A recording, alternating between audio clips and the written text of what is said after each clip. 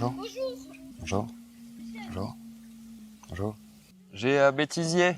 Salut à tous et bienvenue dans un nouvel épisode du format Consultons une œuvre. Aujourd'hui, on s'attaque à la saga Le Seigneur des Anneaux, les films, ceux de Peter Jackson. On ne va pas parler des autres adaptations qui ont été faites à la radio, à la télé ou au cinéma. Bon, plutôt que de faire une analyse complète des films ou de noter les innombrables différences que l'on peut trouver entre eux et le roman, je vais plutôt m'arrêter sur 5 points, 5 choses que j'ai comprises avec Le Seigneur des Anneaux, les films. Et ça commence tout de suite, après le générique.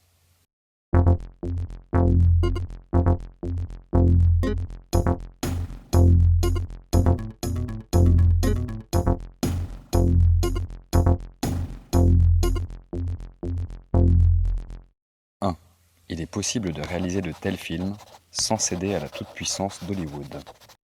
Bon, Le Seigneur des Anneaux est un film qui n'aura pas vu le jour, en tout cas pas avec de tels moyens, sans la puissance d'Hollywood. Mais pour autant, le développement du projet n'a pas été un long fleuve tranquille. L'achat des droits des livres, pour commencer, a été complexe. La recherche de partenaires et de budget a été chaotique. Les producteurs, dont l'excellent Harvey Weinstein, ont, à leur habitude, tenté de dénaturer le projet et la vision de Peter Jackson, en tentant d'imposer un seul film de 2 heures, par exemple, en accusant le réalisateur de vouloir gâcher leurs dollars, en exigeant des réécritures de scénario, en menaçant Jackson de le licencier et de le remplacer par d'autres, notamment Quentin Tarantino. Bref, la routine habituelle à Hollywood.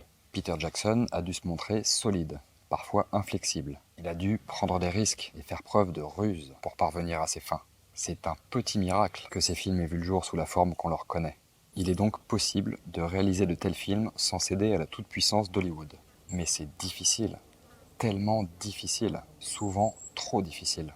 Tant d'autres s'y sont cassés les dents, tant d'autres ont vu leurs films défigurés par le processus de production. Ne jugeons jamais les réalisateurs en se basant sur leurs films hollywoodiens où ils ont été contraints. Jugeons-les en nous basant sur ceux où ils ont eu carte blanche.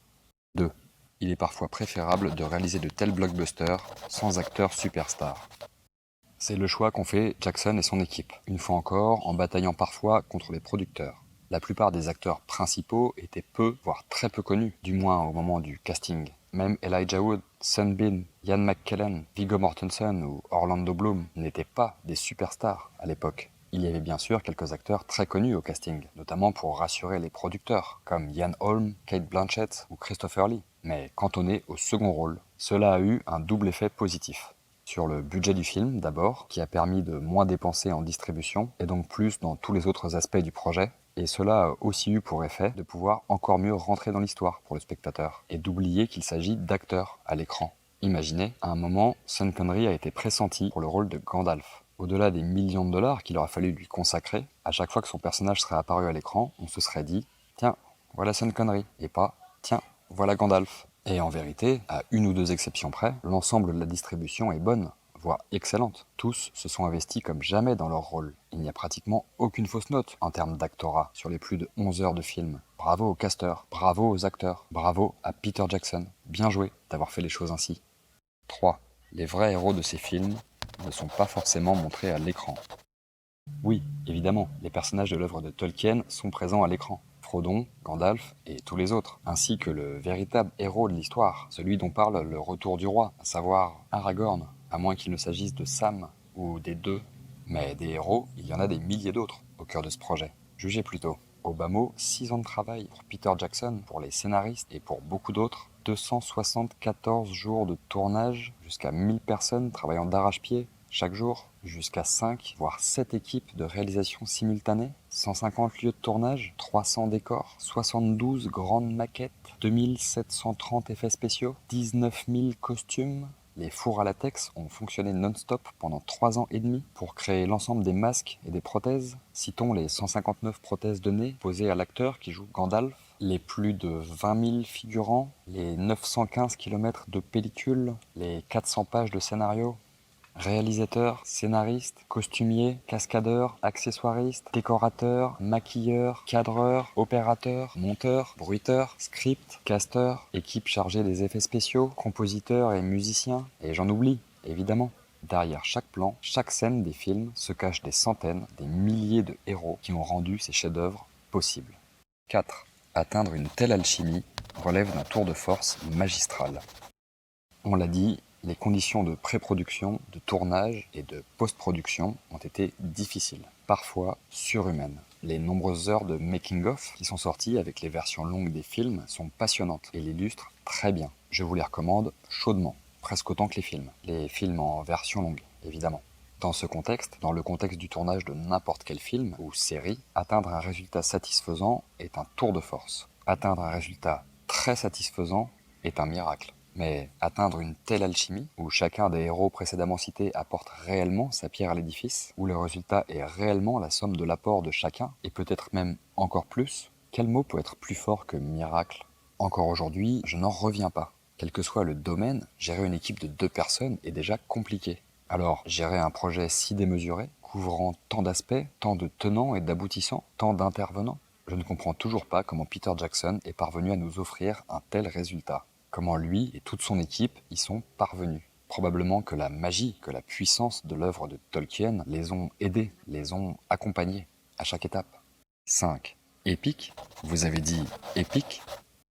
Héroïque, puissant, grandiloquent, glaçant, inspirant, galvanisant. Certaines scènes du Seigneur des Anneaux sont communément admises comme les plus épiques jamais réalisées. Même 20 ans après sa sortie, la charge des chevaliers du Rohan, suivant le discours de Théoden, reste et restera dans les mémoires pour longtemps. Mais pas seulement.